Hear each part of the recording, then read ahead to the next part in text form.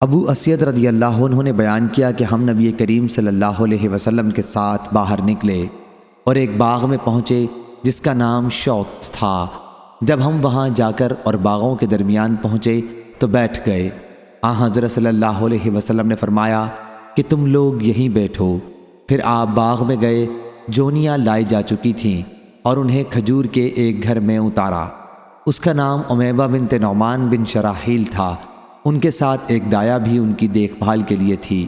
جب حضور صلی اللہ علیہ وسلم ان کے پاس گئے تو فرمایا کہ اپنے آپ کو میرے حوالے کر دے۔